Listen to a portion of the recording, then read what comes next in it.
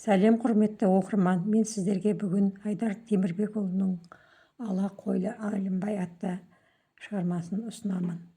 Ала қойлы әлімбай. Әлім қарт атын тебіне түсіп алға озды. Астындағы шолақ торының жорғаға бергісіз жылдам жүрісіне желе жортып әзірлескен серіктері екі жақ қапталдан үзеңгі қағыстыра қатарласып келеді.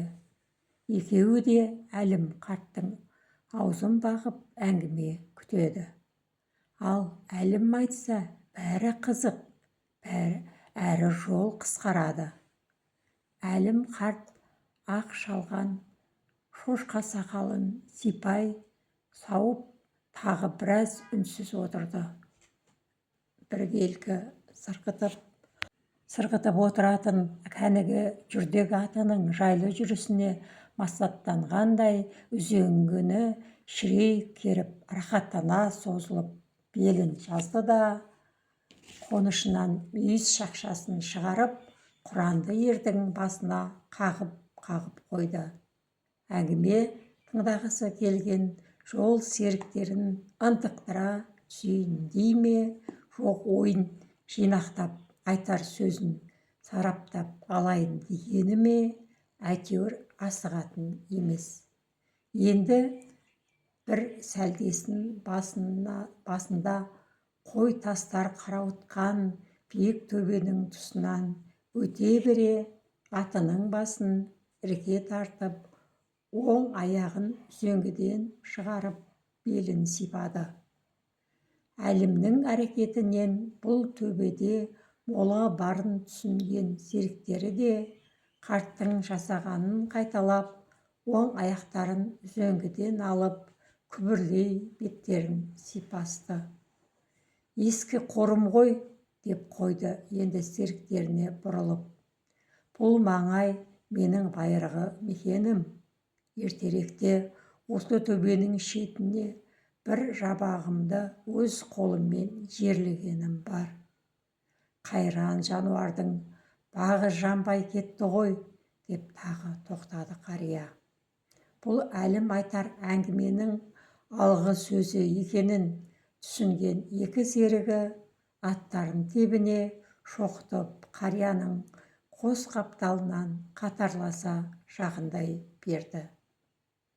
«Көк-ау, адамша жерлейтіндей ол жабағыңыздың қандай қасиеті бар еді?» деп алғашқы сұрақтарында қойып үлгірді. «Осы сендер буынсыз жүйрік дегенді естулерің бар ма?»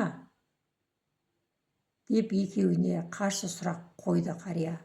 Серіктерінің бірі «жоқ» десе, екіншісі «естуім бар, бірақ көзбен көрмедім» десті.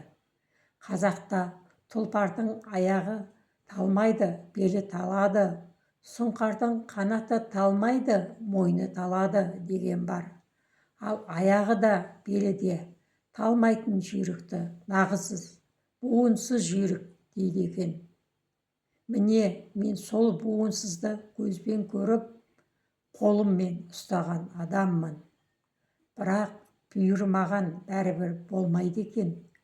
Жабағыдан тайға шығар тұсында қасқырға алдырып қапыда айырылып қалдым, деп әлім қария одан әрі іркілмей әңгімесін бастап кетті.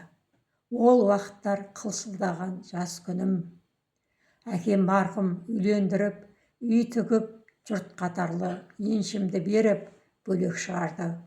Отау үй болып бөлек шыққанда еншіме тиген жылқыдан бір бие, аша тұяқтан алғаным бір бұзаулы сиыр мен 5 ешкі, 5 қой болды. Содан жалғыз биеге салар айғырым, астыма мінер атым жоқ, 5 ешкімді айдап, өзен жағалап, тау сағалап, әйтеуір күнелтіп жүрдім. Үрерге иті жоқ, сығарға биті жоқ, көшке ермейтін жатақ атанып, Қаратаудың бір қойнауында өмір сүріп жаттым. Кәсібім қақпан құрып аң аулау, қонысыма жақын маңда қасқырдың апаны бар. сол апанды екі қасқыр мекендейтін, жайлаудан ел көшкенде маған қоңсы атаулыдан қалатын осы екі қасқыр өздері көзге де көп түсе бермейді, малыма да зиян тиген емес. Оларға мен де тимеймін. Қайта үйден шыққан сүйек саяқты аңның терсігін соларға апарып беріп жүрдім. Кейде аңнан олжалы қайтсам, қызыл еттен де бір кесіп тастап кетемін. Бар ойым мен жоқта азын аулақ малыма зиянын тигізбесе болды деймін. Қасқыр қоңсымен осылай өзара сыйласып, түсінісіп жүріп жаттық. Арада 2 жаз, 2 қыс өтіп, мен 2 балалы болдым. Қоңсымда қос бөлтірік ерткен. Сол жылы ерте көктемде менің қорамда бір ала қозы пайда болды. Мен таңмын, ел қыстаудан әлі қайта қоймаған, тау ішінде жалғыз үймін. Ала қозы қайдан жүр деймін. Қозыны ұстап, абайлап қарасам, жүні ит талағандай ұйпа-түйпасы шыққан. Өзі аяғынан әрең тұр. Әрі ойлап, бері ойлап, ақыры неде болса Құдайы қоңсым әкелген қозы болар деп топшыладым. Бөлтіріктеріне тимей, сүйек саяқ тастағаныма жасаған қайрымы шығар деп, ақыры ала қозыны асырап алдым. Уақыт өте берді. Құдайдың құдіреті шексіз ғой. Қасқыр қоңсым әкелген ала қозы маған құт болып келді. Алдымдағы мал басы көбейіп өсе берді. Бас аяғы 10 жылдың шамасында орта шаруадан асып, мен де ауқаттылардың қатарына қосылып қалдым.